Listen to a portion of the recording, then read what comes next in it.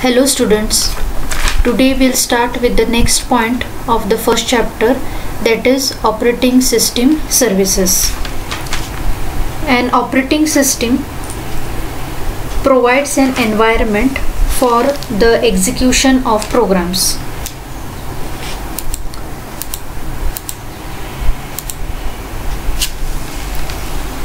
The operating system provides certain services to programs and to the users of those programs. Means operating system has some services for the users and some services for the programs. These operating system services are provided for the convenience of the programmer to make the programming task easier. As we already know, the goals of the operating system: making it convenient for the user and efficiently to use the computer system. So the operating system provides services to both the users and to the programs. It provides programs an environment to execute.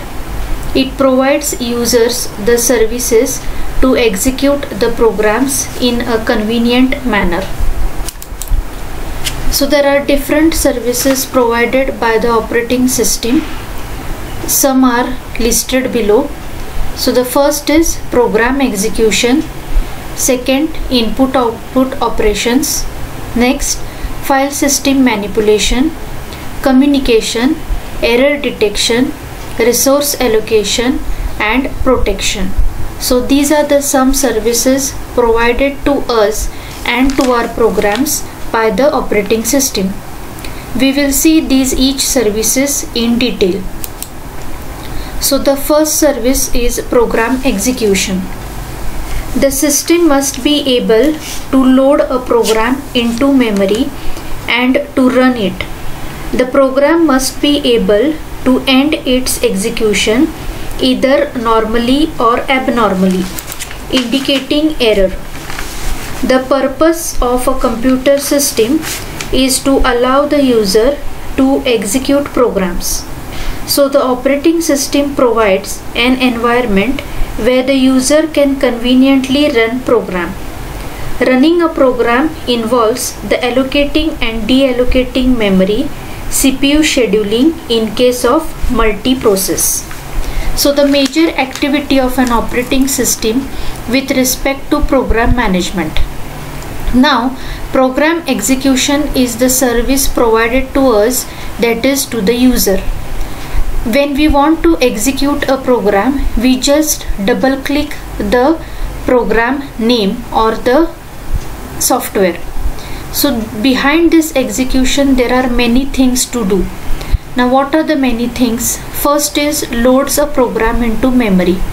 Our programs are stored on the hard disk. When our programs have to be executed, they have to be brought into RAM. So for us, the operating system brings the program into the RAM. That is, first loads a program into memory. Second is executes the program. So as you know, when the program is executed, there are different registers and different values to be added to different variables. This is done to us by the operating system, as you know, the part of electronics. Next, handles programs executions. When the program is executed, different values go into different variables which are stored in different memory locations. This is again done by the operating system. Provides a mechanism for process synchronization. So if it is a multi-processing operating system, there should be synchronization between two processes. So the operating system takes care of process synchronization. Provides a mechanism for process communication. Suppose there are two processes running and we have to exchange data from one process to another process, then the operating system will see this mechanism of process communication. And last services provides a mechanism for deadlock handling, which we will see later on in the last chapter. So this is all about program execution. Next we'll move on to the next service, that is input output operations. A running program may require input output. This input output may involve a file or an input output device. For efficiency and protection, users usually cannot control input output devices directly. So the second service, input output operations, an operating system manages the communication between user and device drivers. So there are different input output devices connected to our system. For example, input device keyboard. So for the keyboard, it will have its separate software which will be known as the keyboard device driver. Next we can take printer as an output device. So every printer will have its software that is known as the device driver. So when we send a printout to the printer, the operating system will see that the printout goes to the particular printer. So this service is done by the operating system. Input output operation means read or write operation with any file or any specific input output device. So input output operation can be in consideration with input output device as well as reading or writing data from a file. Reading a data from a file can be an input and writing a data to a file can be output. Operating system provides the access to the required input output device when required. So this is all about the second service. Next we'll see the third service of operating system, that is file system manipulation.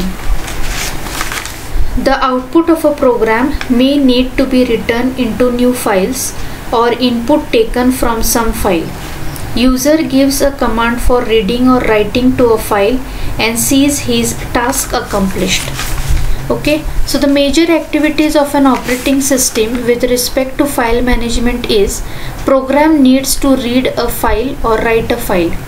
The operating system gives the permission to the program for operation on a file. For example, in first year we have done file handling programs in C. We just give the file open command with the file name and which operation is to be done, read or write. The remaining things are done by the operating system, that is searching the file from the hard disk, bringing it into RAM, moving the file pointer, whether we are using it for read operation or write operation, etc. Operating system provides an interface to the user to create or delete files. So we can create a file in MS Word and we save it. Operating system saves this file to the hard disk, that is finds the space on the hard disk, creates a file in that, makes an entry in the directory and so on. Operating system provides an interface to user to create and delete directories. So if we want to keep all the related files together, we create a folder or we create a directory. So operating system sees that the directory is created in the hard disk and each and every file in the directory has an entry in the directory file. So we'll see this file system manipulation later on. Next service, communication. There are many circumstances in which one process needs to exchange information with another process. There are two major ways in which such communication can occur. The first takes place between processes executing on the same computer. The second takes place between processes executing on different computer systems that are tied together by a computer network. Communication may be implemented through shared memory or by the technique of message passing, in which packets of information are moved between processes by the operating system. So communication is nothing but exchange of information from one process to another process.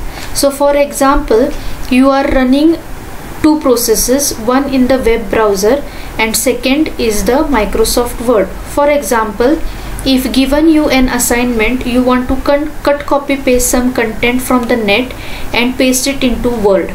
So there are two separate processes. One is the web page and second is the Word.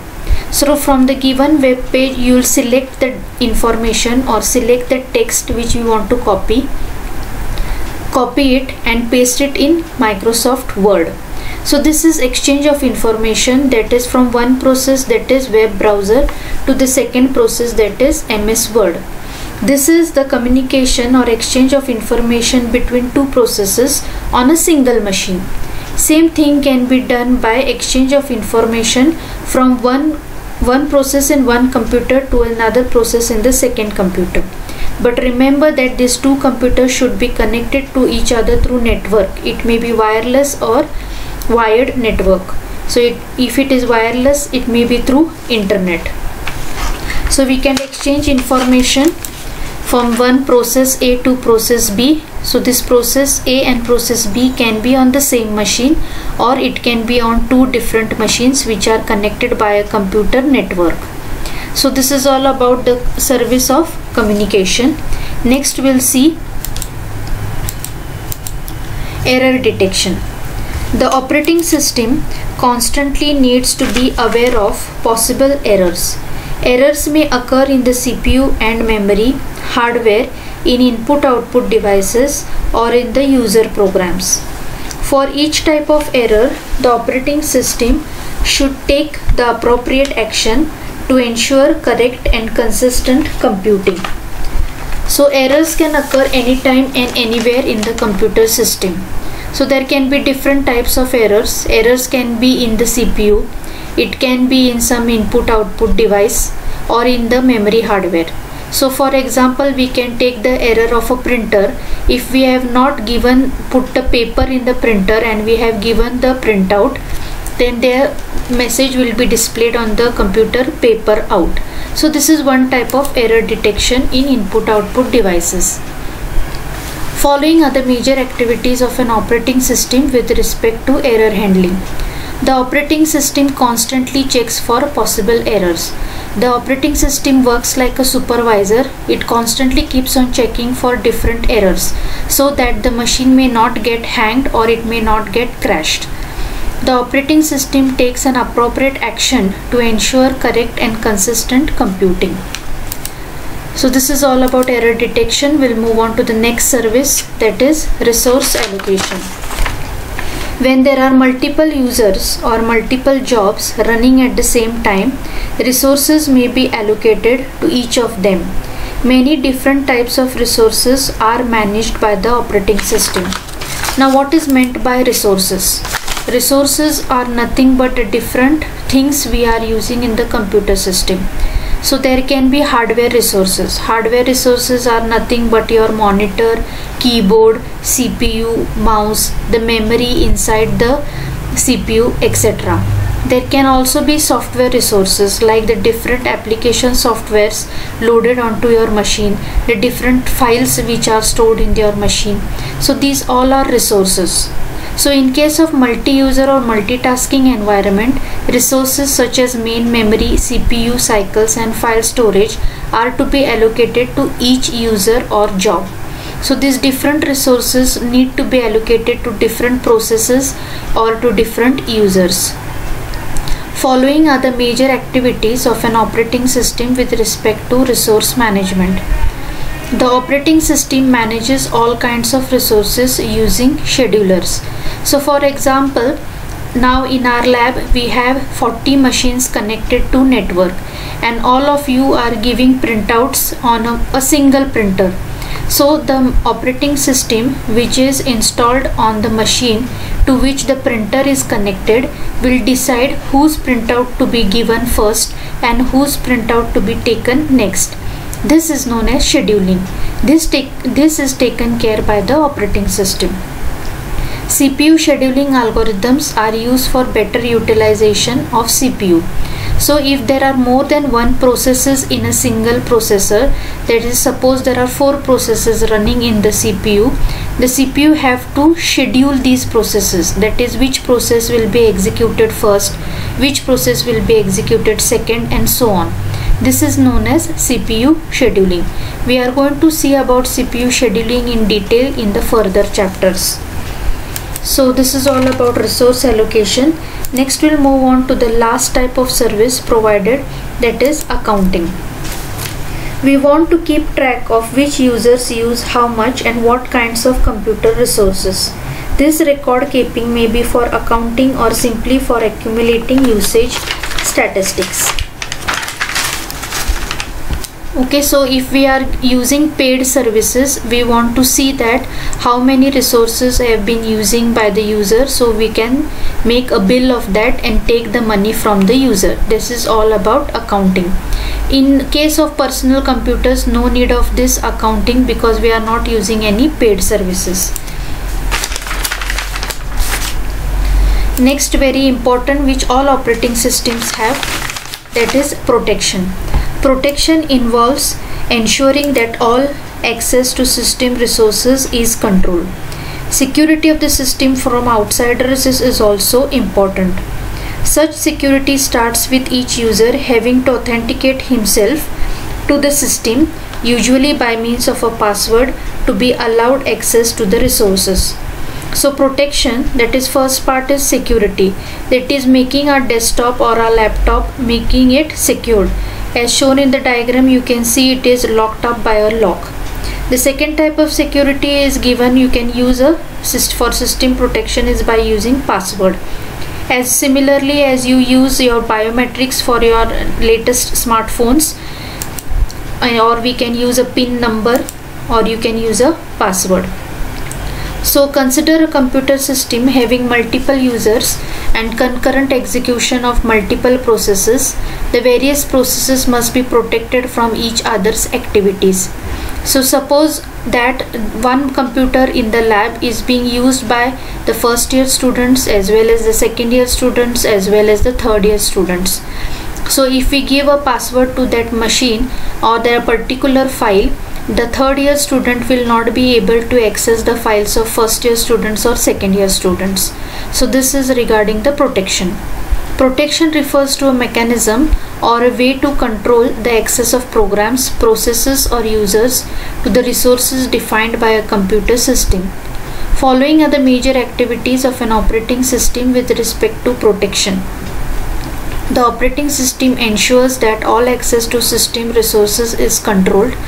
The operating system ensures that external input-output devices are protected from invalid access attempts. The operating system provides authentication features for each user by means of password. So with this we finish with all type of operating system services. Thank you.